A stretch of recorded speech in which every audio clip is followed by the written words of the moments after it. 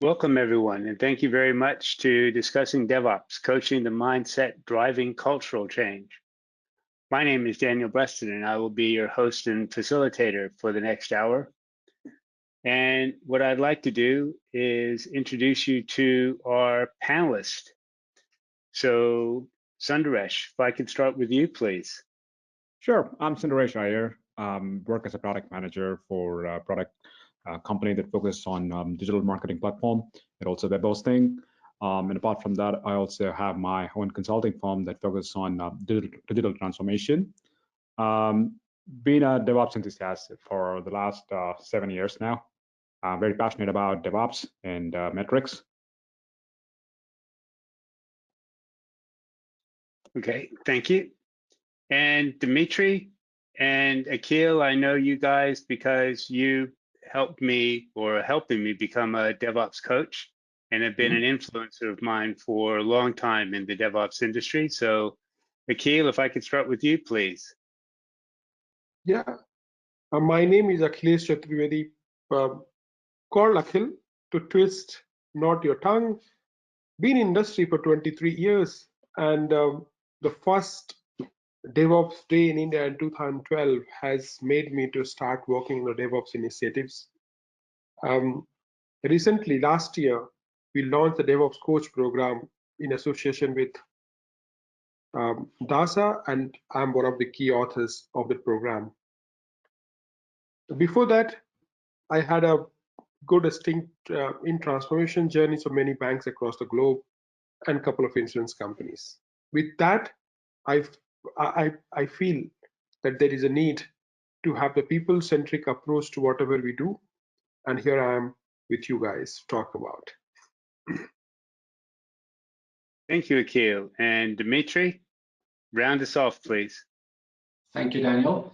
Yeah, I've been in the industry for 30 odd years, always in implementing change, project-wise, and well, since many years in agile style, all the way to a customer, and always with a customer focus. I have a background in supply chain management, so that comes very natural to me, thinking in process and delivery all the way to value at the customer.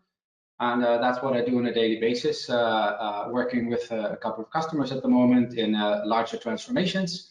And together with Akhil, I deliver coaching classes, as you already mentioned. And again, my name is Daniel Breston. I've been in IT since before there were frameworks. So I grew up watching ITIL, all of the different various aspects of Agile, and then the happy marriage into DevOps and all the great and wonderful things that have occurred since then. So it's a continuing journey for me.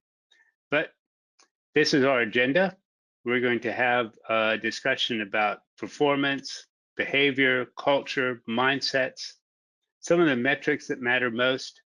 We really are going to concentrate on the DevOps coach's role and what makes a good DevOps coach. We have some further material for you that we'll be sending as part of this webinar. And we hope to spend a good period of time answering your questions. If you have questions, please put them into the chat box, and we will try to get to them as soon as we can or at the very end. So, gentlemen, requisites to reach high performance. A lot of initiatives become a train wreck.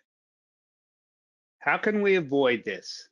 What really helps drive performance and getting DevOps going and becoming something of value in an organization? Sundaresh, can you start, please?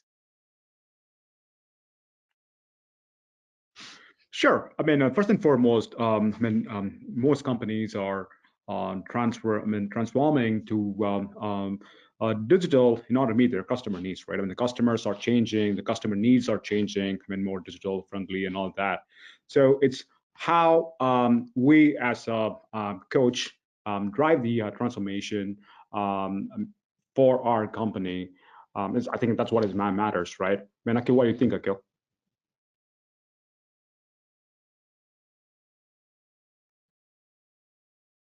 Well, I would give you an example of what I have done in the past, and I found that almost it was what the previous slide was talking about.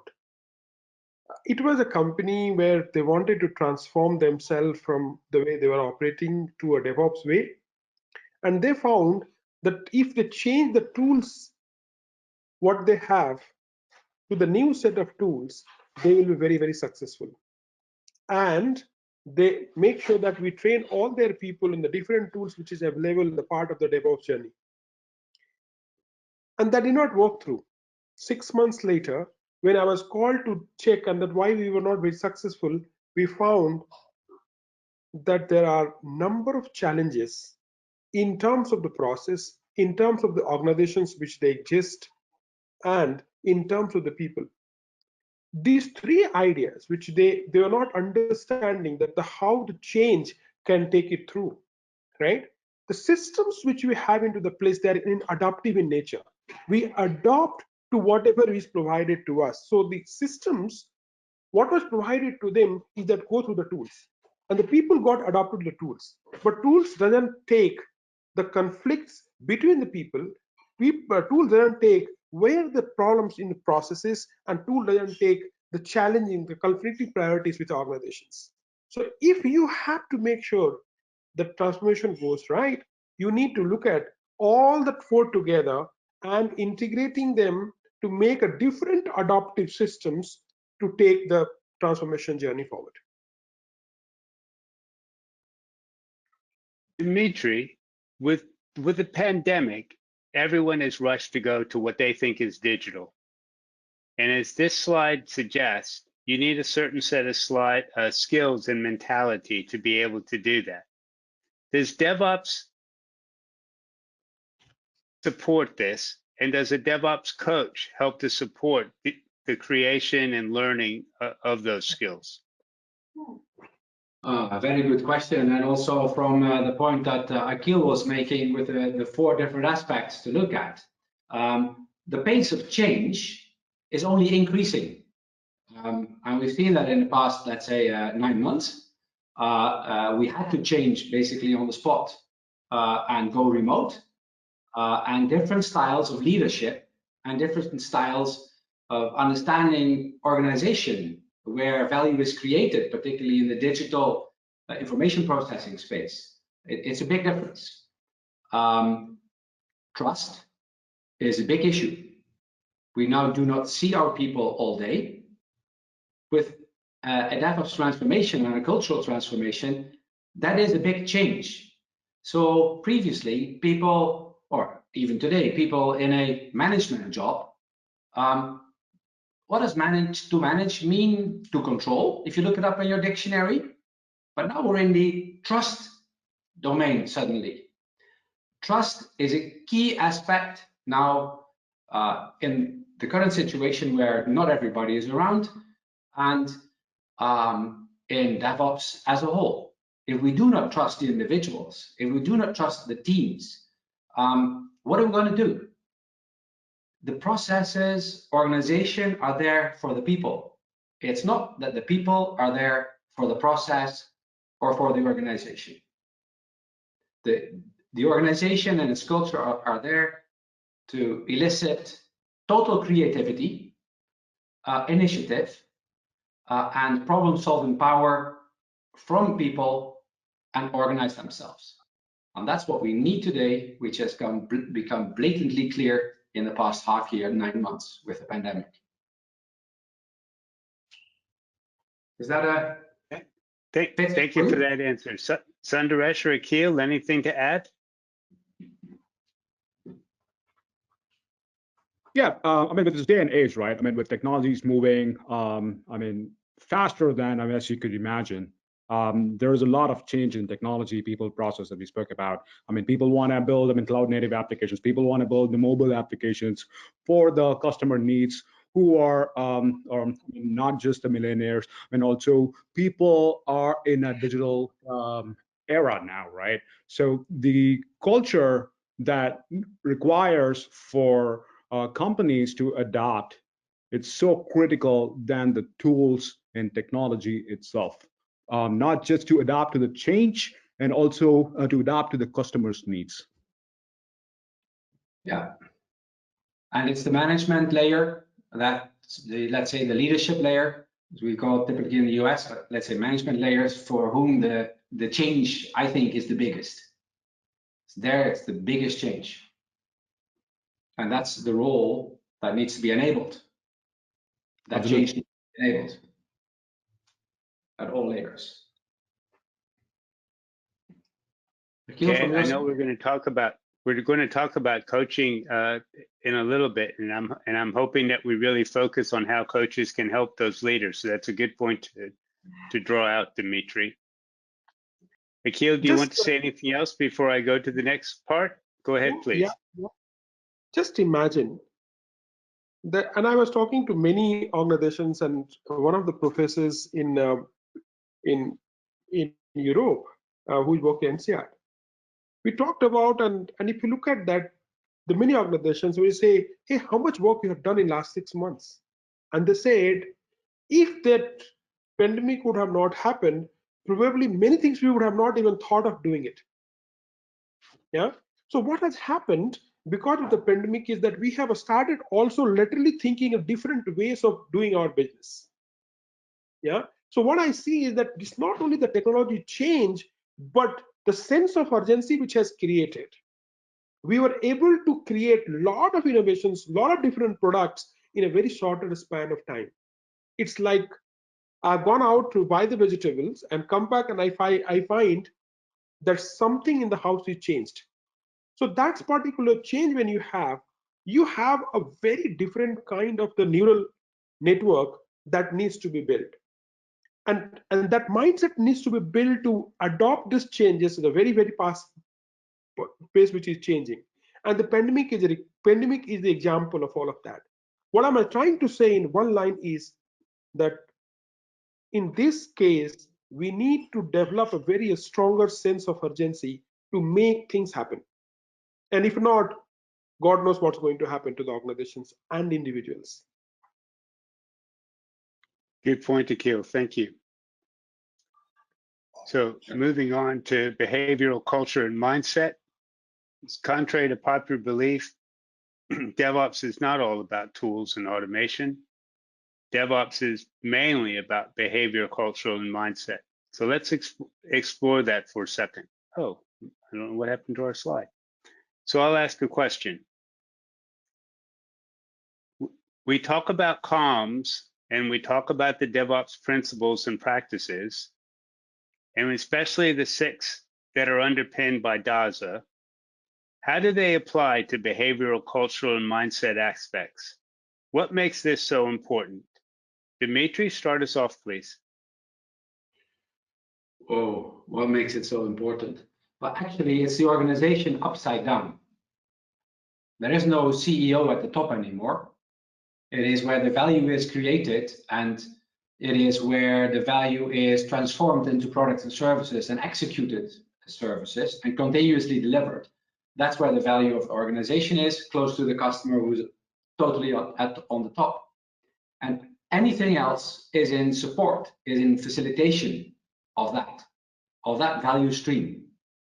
It is not anymore that one person has all the knowledge that we can expect of the CEO of today to know the fixes for all problems.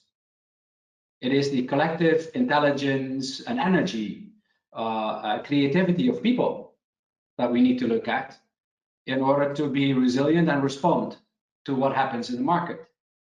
And this upside down organization and the understanding within management layers that their role is changing and that their behavior therefore needs to change, particularly in highly complex environments within IT typically, that is a big change for people. And that mindset of control needs to go into trust and work on trust with people. I've always wondered why people cannot order a pen or a desk chair. But they have houses, mortgages, children. loans, investments, etc. They drive cars at super speeds, but we don't trust them enough to order that chair. What has happened here? Have we made people into unupgradable robots? Are we taking them really serious? It may be the junior somewhere who just joined the company that has the solution to a problem. Why does it need to be somebody who's been with the company for long or has gray hair like me to only speak and provide the problem? The solution to a problem. We need to tap into collective views, perspectives, understanding, intelligence, creativity, etc. And that's a big change. There's no top-down control anymore. When you try to do that, you're gone. The competition will just come in because they don't. Sundaresh? Yeah, I think you made a great point about the competition, right? I mean, in this stage, it's very critical for us to answer or hear our customers and act on it as soon as possible. If we don't act as soon as possible or at an immediate pace, the customers are going to jump on it, right? I mean, there is opportunity, but how do we get there? How do we respond to our customers, and how do we put something into production at a faster pace? That matters a lot.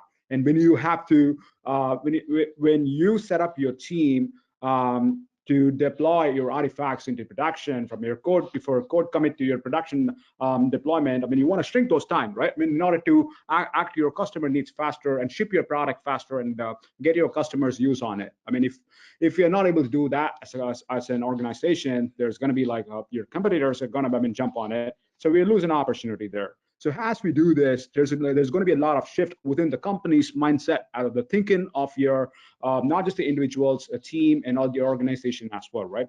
The thinking needs to change. The mindset needs to change. Like, I mean, how incremental, or I mean, how faster we could implement something, or I mean, how the smaller chunks we could implement into production. So all this requires a total cultural shift from the traditional way of shipping software to the modern software delivery, which most companies are adopting today.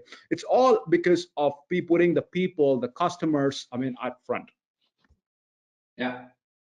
Sundaresh, let me add here a point, which is the perception of risk. Big things, big change equals big risk. The key element is to quickly learn and to reduce risk. So take small steps, do small things, deploy small changes.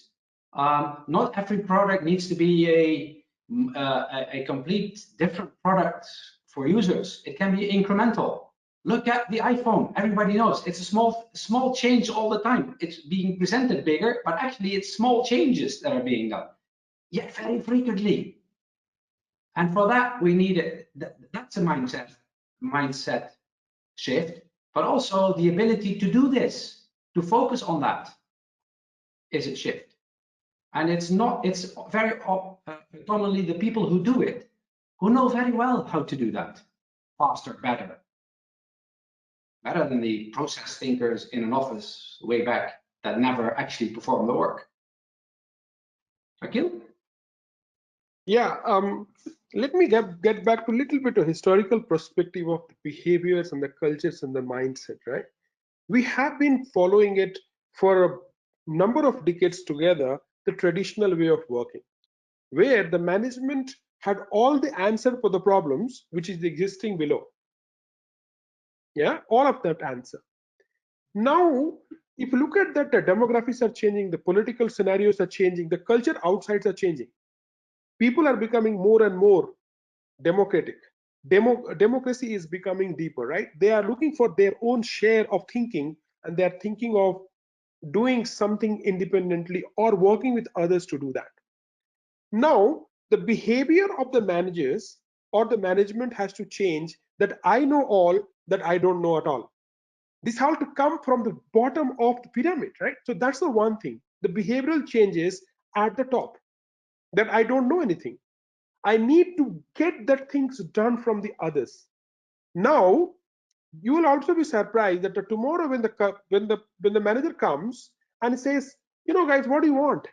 They will also be surprised. Man, yesterday this guy was giving the control and command and saying all of that, and he all of a sudden is doing differently. So to Dimitri, your point, that the change also, the behavioral change also, have to bring it in a slower pace so that it can be sustained. The one day I look at very differently, other day again I will fall back to that. So that's the behavioral part. The behavior of the management has to change, and so as we have to also tune the behavior of the people, right? That's the one. And that requires to set the culture which is aligned with some values, which is what we do in the DASA, right? What is our anchoring point to what we wanted to do, right? What is so important, right? So the cultural part, value driven culture. What is the most valuable for the organizations? What is the most valuable for the transformation journey that we require to build? And for that particular culture to survive and thrive for a longer period of time and start making the changes, we require to think that, hey, if this is the value, what would be the mindset required to apply that value later in the spirit? Yeah. So that is the requirement. Now, what happened is the neural network of the human brains works very differently. So it had to get adapted to it. It takes like time. And I go back to again to what you said, Dimitri, sometime back. It takes time. So though we are trying to do it in a faster and faster way and the quality, but it will take time. It will take time. Have to have a patience, have to have a resilience to make that changes happen. Yeah, neural network requires a resilience and the patience to make changes, right? And therefore, deep breath in, and take a lot of time to breathe out. Breathe out, and then you will see the space is created for you to make all the changes required for the transformation journey. So Akhil, we have some interesting questions that are coming in, and I think maybe now would be a good time to at least answer a couple of them, please. Sure. But the principles that we need to follow in order to change cultural aspects in an organization so that they can really embrace DevOps. Mm-hmm. What are those principles in your head? And then Sundaresh, I have another question to ask you. So just a brief answer. I myself and Dimitri, we do a lot of good programs into this. And Dimitri explains that 6 principles which we have very profoundly. So I leave it this Dimitri to put together 6 principles, and we can deep dive into that. Yes, Dimi. Yeah, sure. Well, I think we've already spoken about principle number 1. It all starts with the customer. And the customer, by the way, can also be a citizen in public service, right? A client in medical space or in legal environments. So customer-centric action, that's number 1. We need to take it from their perspective. It needs to be value to them, not only value to us. It's only value to us when it's value to them, because then we have a flow of value and a differentiation going. The second one is that we should be creating products for our customers, to create services that match these customers, these needs. And we need to create that with some end in mind, not 5 years down. That's way too far in this fast changing world of today, but something like a year and a half. What is it that we have in mind that fits these customers and their needs? So we need to be close to these customers, understand their needs, and with an end in mind, create products and build an organization that can deliver these products, an engineering mindset in that. It's number 2. Number 3, we need to think about end-to-end responsibility on such a product. When we have a team delivering such a product or teams working on these products, give them clear responsibility and allow them to act into that. I think end-to-end responsibility may, although it's number 3 in its logical order, it may be the most important one. And within that, number 4, cross-functional, and here comes the keyword, autonomous teams. Autonomy brings ownership, brings energy, brings initiative, brings innovation and inspiration from people. They can decide what fits within their responsibility for that product, for that customer at that moment in time, because they're close to the customer and they have access to all they need to deliver on that, on their purpose. Here comes the word team, key. It's a team that has this responsibility for that product and these customers. That was number 4, cross-functional autonomous teams. Then when we stand still, what's going to happen? We need to continuously improve, strive for some kind of perfection, continuously learn, experiment, start working with hypotheses, continuously see where we can take a small step to become better in some areas, on where we see the value now that we can change ourselves in our autonomy now, whether it's our process, whether it's the team composition, whether it's the tooling that we choose. Then comes number 6, which is we've chosen what is effective, we know how to do it efficiently, and we know how to do it repetitively, so we can automate everything. Number 1, customer-centric action, create your products and services with an end in mind. End-to-end responsibility, cross-functional autonomous teams, continuously strive for perfection in continuous improvement. And number 6, automate everything you can, because that last one frees space for what humans are really good at, creativity. Those are the 6. Thank you very much. And Sunresh, I'm going to ask you the next question as we move on to metrics. Sure. So the metrics that matter most, and we've been talking about leadership change and cultural change, and what we're really asking people to do, I think, and we have a question here from Theo that basically says, what we're really asking the organization and management to do is release control. So, you know, there's the boring metrics of you need to have everything up and you need to have everything available. Yeah, okay, moving on from that. What are the metrics that really matter? And how do you create these in such a way that they don't become baseball bats, that instead they become real guides to helping people do the 6 principles that Dimitri just eloquently illustrated for us? Sure. Yeah, I can start with the software delivery performances here, right? I mean, and then I think Akhil is the best person to talk about the cultural performance and metrics to gauge the cultural performance. So I'm gonna start with the software delivery performance, like Nicole Forsgren from Dora. Now she works for GitHub now. From the Dora project, I mean, basically, I mean, what they came up was, right? I mean, what are the key things as a company that we should look for? Can you just quickly explain what is Dora, because not everybody may know?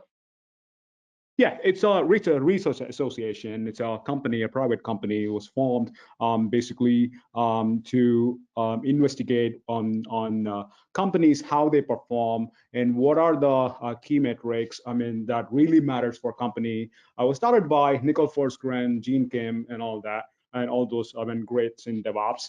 And then Google adopted that when Nicole went into Google, and then Nicole works for GitHub now, Microsoft, right? So the 4 key metrics that I want to talk about, I mean, first and foremost, deployment frequency. I mean, how often do you deploy into production, from your code commit to releasing into production to your end users? How often do you do that? Right. I mean, some companies do it like once per month or once in a week, and those are some of the. I mean, I think the Dora metric says that they are low performers. And then from a medium performance, somebody who can deploy between once per week and once per month. And then there are high performers. High performers, like this is essentially somewhere like a mid-tier product company I would say like a Samsung and all that, right? So they deploy between once per day to once per week. And then we have our elite, like Amazon. They can deploy like every 11 seconds in a day. And then the other key metric is lead time for changes. What is the lead time that it really takes for your company in order to act on changes from when once it committed to successfully even deploying into production? What is the time that it really takes? And then the third metric is the time to restore service. When your service is down, and your customers don't want your services to be down, they want the service to be up all the time. Even the management or your managements um, do not get into the metric of how long a system is down, because management always wants your services to up to serve your customers too, right? That's why it becomes even more critical too. And then what is the change failure rate for your application? So how often the change that you put into production fails. You want a predictable delivery into production. So how can you get that? How can you gauge that? Like a 0 to 15% or a 0 to 15%? What works for your company, or what you define as the acceptable failure rate that you put forward to your customers? That Let me said, pick it up from here. Daniel, let me pick it up from here. And Yes, please. this matrix, 6 principles to 6 metrics for the success, right? But then when we started looking at that what those metrics are, we said that they are going to fall into the 2 categories, the results, which is what Sundaresh was talking about, right? But the result is for what? And as Dimi was talking some time back, begin with the end in the mind. There must be a vision. Why are we developing what we are developing, right? So there is a vision, and for that particular vision, we are striving, we are in action. And to complete that action is definitely what Sundaresh has spoken about, the 4 metrics for performance. The product which you are developing must be aligned to. However, it all goes in the cognitive head of the people, the frontal cortex of the people, where this performance goes into. We require to more engage at the amygdala, at the back of your brain. And for that, you require to look at the engagement part of it, not just the results, but how am I going to engage the people in a holistic manner, in an integral manner. And for that, as talked about, diversity is the game. If you have a more diversified team, if you have a very different kind of ethnicity, different kind of skill sets and mindsets, and the different the gender, that brings the different kind of a performance, because you will be able to find out, innovate very differently. You will be able to challenge yourself to fit into and all of that. That's a number 1 matrix that we need to have. More the diversified team, and we have seen it in the Microsoft in India.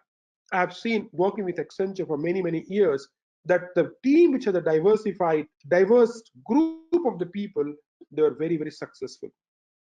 Second, as talked about in the principles, empowerment, which is Dimitri talked about principles called the the cross-functional autonomous team. Autonomous comes from the empowerment, how much they are empowered. Are still the command and control is gone, but how much control is there? How much command is there? So is that gone or not? And empowerment means that the deep democracy. Every single voice, may it be very the outsider view, completely not thinking about the other people, are we giving that particular voice to be heard, to be listened, and to be acted upon? Now, very interestingly, and I was talking in one of our programs, that one particular guy who was extremely well into deploying the products, he was not able to deploy, and the system failed. And when we checked back why it has happened, we found that this guy was working for 6 days in the company. We need to have, if you want to create the performance, we need to look at the humanistic approach to the software development. We look at that how the work and life can be integrated, not balanced. How the life and the work can be integrated. Now people are going to work from home. So are you also allowing them to have the fun while they work. And if you bring that aspect, then the performance is going to be very, very different. Every one of us look for the perfections, the mastery into that. And the Daniel Pink has created a map for the motivation. One of them is the mastery. And we find that the people, though we require to create a T-shape and the comb shape kind of a skills, but the people become master in something, they will put their blood and sweat to whatever they are doing. So if you look at that, how they are becoming master in what exactly they are doing, are they able to innovate by themselves? It will change the discourse. And therefore, the balance is about the engagement. How do we engage them? How do we make sure that the humanistic approach to software development takes place?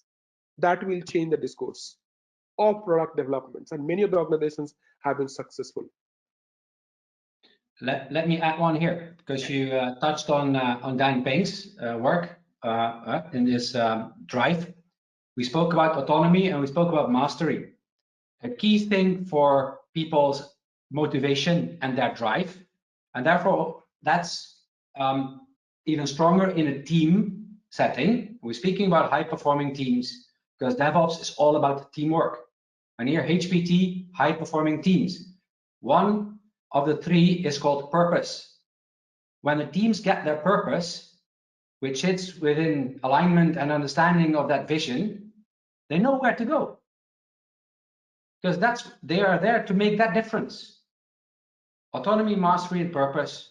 And we see a lot of aspects here that drive that performance of individuals, of teams, and of organizations as a whole, but from a human perspective, not from a technical tool perspective. So And that's Dimi, a if you lot. notice, That's a lot. That's a lot for everyone to take in, and it really does sound like what we need is a coach. So I know you want to continue the discussion on the culture and behavior, and you want to show the metrics, but could you do that while we start to discuss what is a DevOps coach and why is that so important? How will the coach help organizations do everything that you've just said? Akil? Yeah, so as we talked about, that there is empowerment that needs to happen. That means the first thing that the leader has to do is let go his egocentric approach, the command and the control in the world of DevOps to work, right? Therefore, if the coach also comes to deliver something, he has to let go the command and control. He is no more in authority position. He is in authority position from the influence side of it. How can you influence for them to deliver what exactly they are delivering to, right? So here you work as a support function, supporting the IT teams to make the success happen for that. Now, if you look at the matrix, also the 6 matrix we put together, they all anchor towards the principles which we spoke about. So what you do is, how do you make that the team starts believing those principles, start aligning themselves with those 6 principles which you have put together, so the matrix will also come alive, and enabling them to change the culture themselves, to become the coaches themselves at one point of time. So can you do that? Now the third thing is, it is always possible to start my weight management and 3 days down the line I fall back and start eating as I was doing earlier. It is always possible to go for the run first days and 6 sprint to complete it, but the next day there is no sprint at all. So the whole idea is that if you have created a small change, how can you sustain that change? What are the different techniques and the tools that you can use to make that happen through the team itself? So they come out with the small changes, they own that, and they make the changes. How do you bring that? How do you influence that small things to come is what a DevOps role is. Making that habit, making that particular change sustain over the period of time. So thank you, Dimitri. I'm sorry. Thank you, Akil. Dimitri, could you talk about the 4 dimensions And in particular, could you kind of focus that on, do we need to learn all of these skills, or is it just one primarily? I mean, we're still talking about a big change here. And how does the coach help in that? So is it for me as a coach what I need to learn? Or is it for what I'm working on as a coach? Is that which of the two sides is your question? Yes. Yeah, I could have expected that. Yeah, as a coach, you'll have to work on all. You cannot just work on one. But let me tell you this, it starts with your own presence, all right? With you being there for this job and understanding yourself, behold yourself. As you know, you've been in one of our classes yourself, Daniel, and you've seen Akil say, as Dimi always says, it's not only this, it's also this. You need to feel it. I got a question some time back in one of the podcasts that Daza is doing, and I got this question also, you know, Dimitri in the US, I can make a lot of money in the space, there's big demand for this role. I said, you know what, if it's not you, you won't be happy with that. You won't be successful in it. How much money you would ever get for it. It's got to be you. It's your presence in order to be able to deliver this. And you do that using facilitation, using coaching, using mentoring, as well as some consulting, right? Some teaching, some training as well. And that's what you need to balance. That's yourself. Enabling. You need to think about enabling not only the people on the work floor or the teams, the individuals, but also management layers. So you are not only working with individuals, you're also working with teams, team coaching being different from individual coaching. And then you need to look at the organization as a whole, the management layers. Where are they going? Is it being set? Do they understand it? Because one thing is work at team level, but if their leadership, their management doesn't understand what is happening, they're going to still be in this command and control situation. So that's a change that you need to work on. And the key thing that I think Akil was touching on, it is not something you can do within a day. It's not black to white within a day, from traditional to DevOps within a month. It is a step-by-step thing that you need to sustain at individual, at team, at an organizational level, to not fall back in old behavior, in old processes, etc. It's a quite a bigger set of elements that you're working on, and this requires comprehension of what these principles means. You cannot do this rule-based. You have to drive it principle and value-based. This rule-based is just impossible, because then we're back in control. Rules means control. We can check, you know, like you said, we weaponize the data. Don't do that. So that's the space that you're at. Individual level, team level, organizational level, and to make people understand the consequences of choices they make, of behavior they show or not show. So, yeah, and it's not really very much about tool implementation. I got this question as well some time ago from somebody. Oh, we had this advice from somebody who's a DevOps consultant, and he said, let's start with putting in place the CI/CD pipeline first, before bringing on board a team. I asked him, really? It's like saying, you know, here's your toolkit, and by the way, you are a carpenter. No, no, no, I'm a motorcyclist. Doesn't work, a hammer and a motorcyclist. So it depends on what the team's purpose and what they need to deliver, and they need to select the tools that fit their work.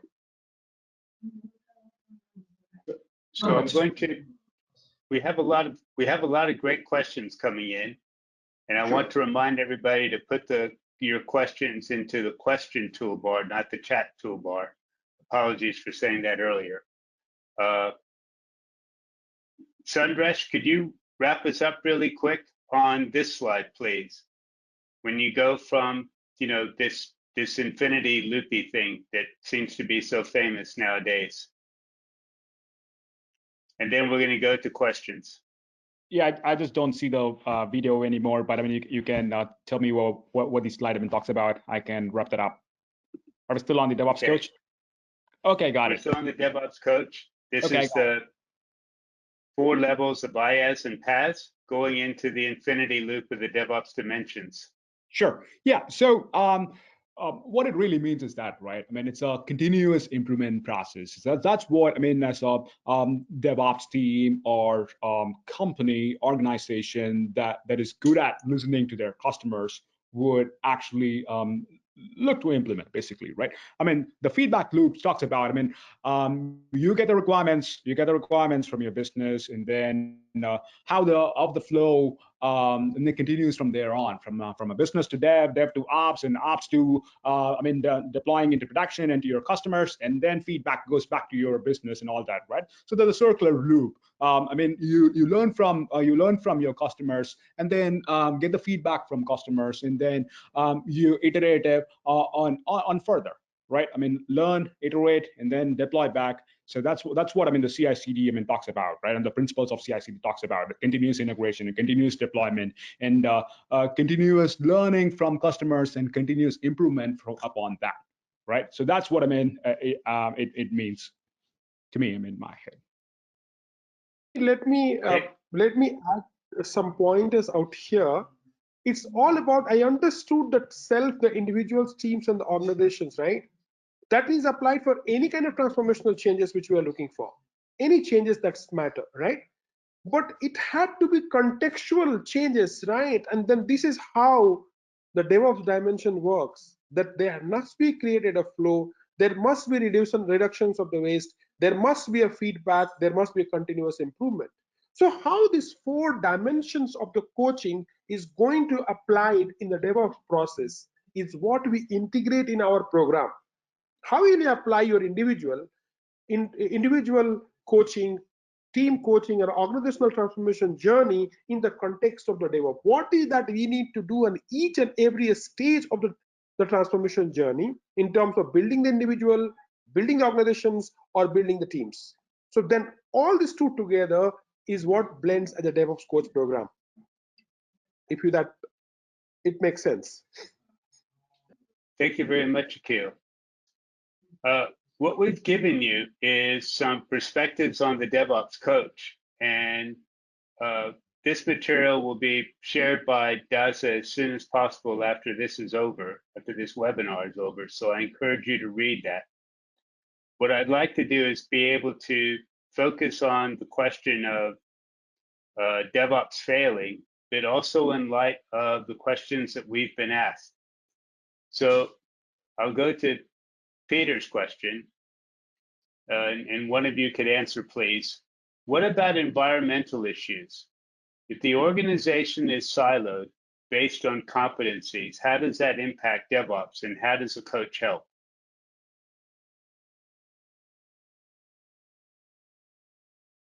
So what about environmental issues? The organization is silo-based. So the environment of the organization is silo-based.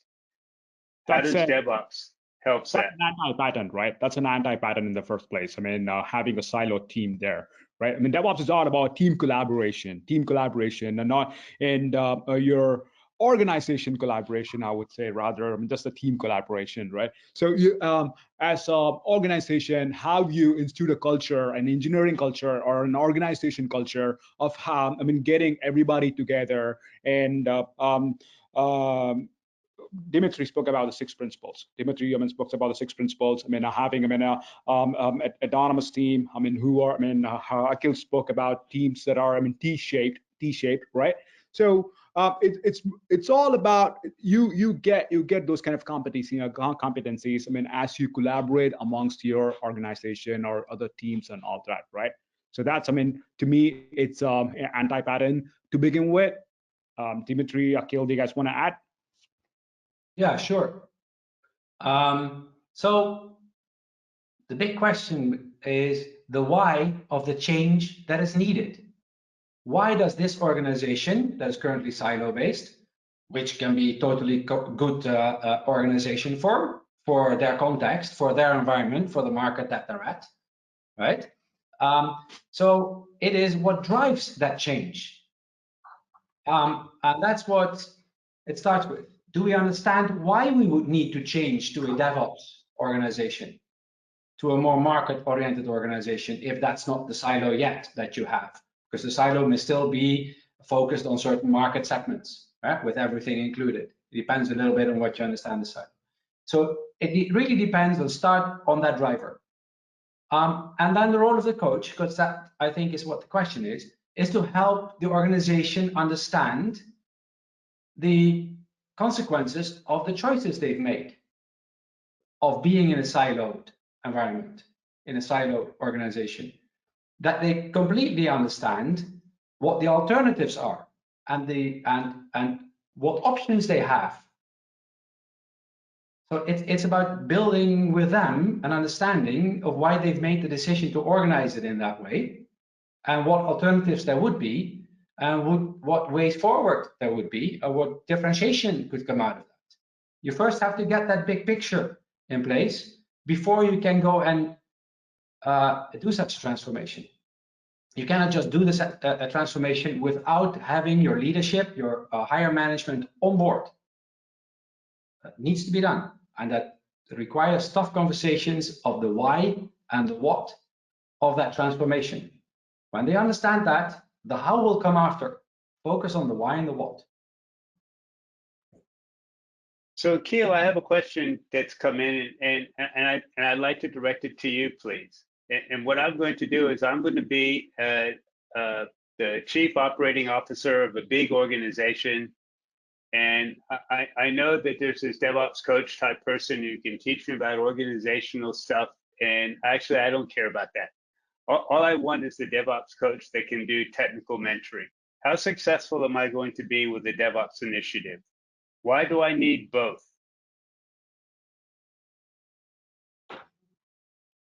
As Dimitri said, let me understand the question first. Okay. Right? That's where it starts with. So what is it that the organization is looking for? Right? Do I require to have one or two? It depends upon the what is that the organizational context is all about. Yeah.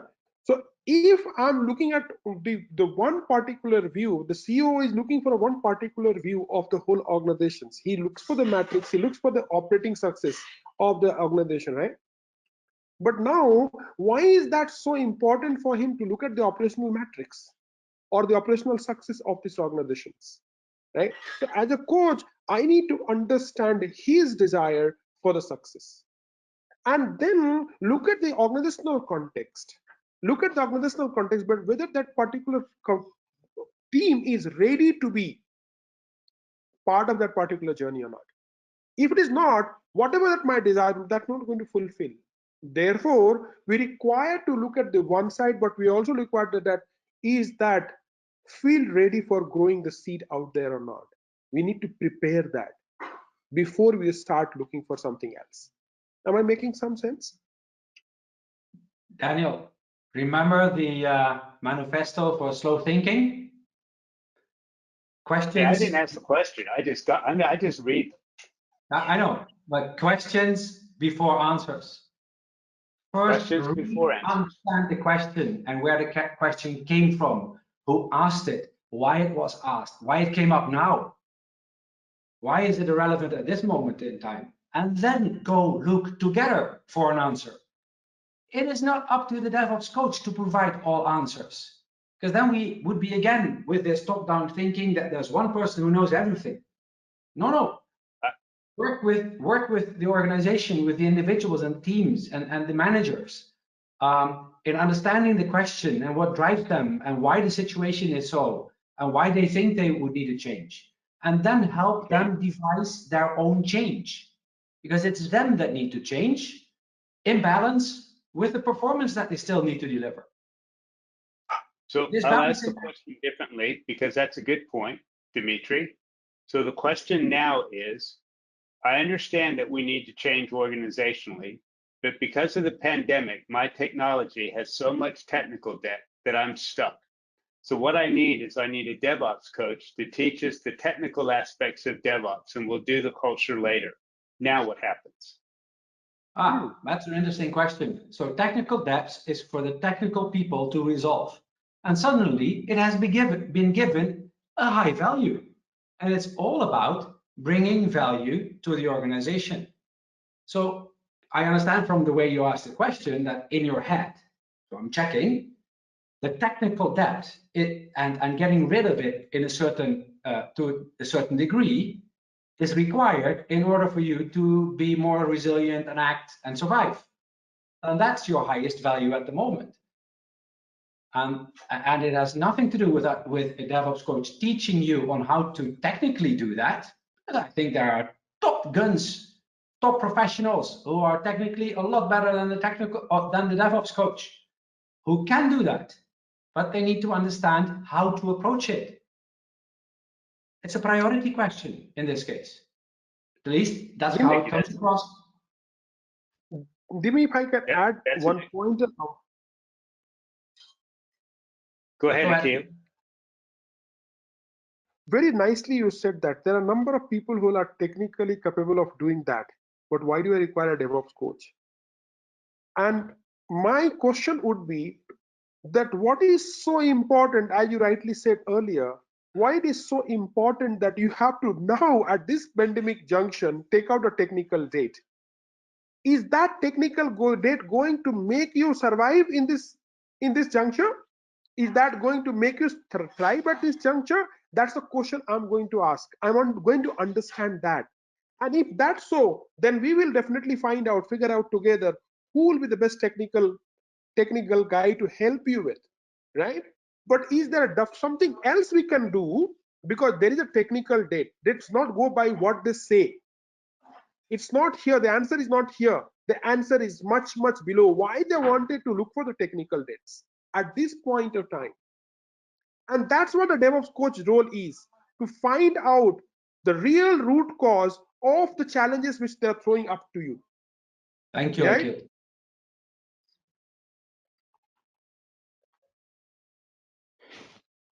Thank you, Akil. So based on that, please come to the DevOps Agile Skills Association to be able to get more information. But if I could ask each of you, please, to say if you had one North Star, one aspiration for an organization to benefit from a DevOps coach, what would it be? And I'll start with you, Sundaresh. Yeah, basically, I mean, the DevOps coach, it helps as a catalyst for building high performance teams, right? I mean, as an organization, I mean, I want to stay competitive. I want my business to stay competitive and drive revenue opportunities for my company, right? And deliver new features to my customers. And basically, I mean, the speed to market and require more frequent releases, all that. So all these requires a larger cultural change, I mean, in the organization, right? So that is where, I mean, this role of DevOps coach, becomes highly critical.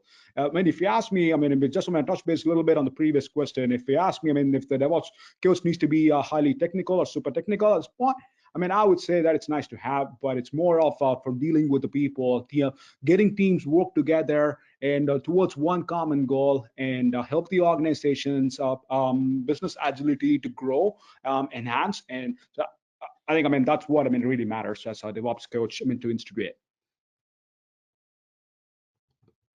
Dimitri? It's all about your highest aspiration for DevOps coach, because you're training them, you're creating us. No, I'm helping you shape yourself. Thank you. But most importantly, you need to have some passion for people, to see them grow, and in the end, for organizations to build autonomous agility to perform by themselves. It's not about DevOps in IT, it's all around, it's not just in IT. So DevOps is a bit of IT thing, but it's building the agility to perform with a focus particularly now on the digital space, right? And therefore it's an IT. And that's what it's about. It's a cultural thing. It's not a technical thing, because technologies have come and gone, but people have stayed, right? It's about how people together as humans collaborate organizationally with a purpose and make a difference in the world.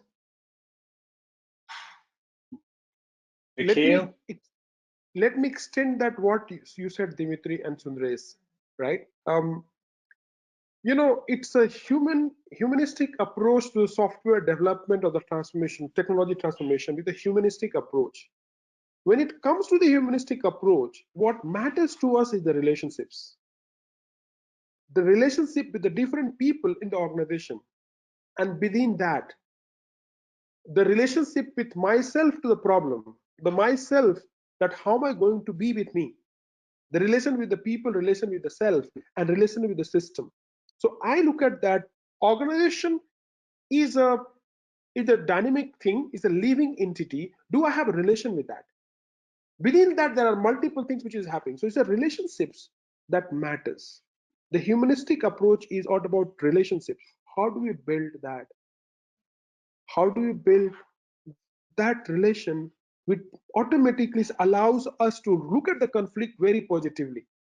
Look at the collaboration is the way to go forward. And look at the communication which brings us together, binds us together. So the coach program is all about triple C of coaching: conflict, communications, and collaboration. We bring that all to make the technology successful. And on that note, and right on time, thank you very much to the three of you for joining us, Akhil, Dimitri, and Sundaresh. We will be sharing the slides and the video recording tomorrow. So look out for that in various posts in LinkedIn or Twitter or through your newsletters. We hope to see you at further events that are sponsored by DASA and on training programs. Please reach out to any of us if you have further questions or want more information. Thank you again, and goodbye.